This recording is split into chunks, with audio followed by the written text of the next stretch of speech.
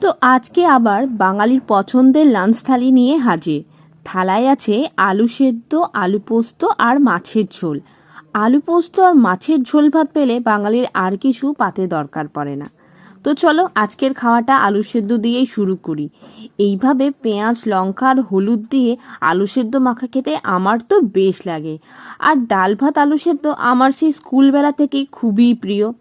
তবে আজ আবার আলু পোস্তও হয়েছে, তাই মনটা খাবারের থালাটা দেখে একটু বেশিই খুশি।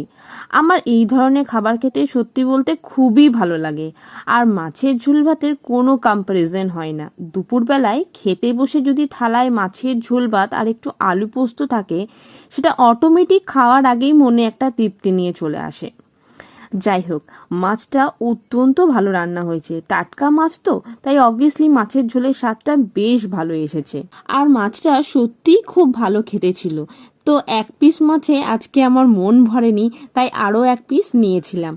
তো এখানেই শেষ নয়, এরপর ছিল আমার ফেভারিট আমড়ার চাটনি, যেটা অত্যন্ত আমার ভালো লাগে। এর আগে আমি অনেক ভিডিওতেই সেটা বলেছি। তো এই ছিল আজকের খাওয়া দাওয়া। ভিডিওটা ভালো লাগলে প্লিজ একটা লাইক করে দিও।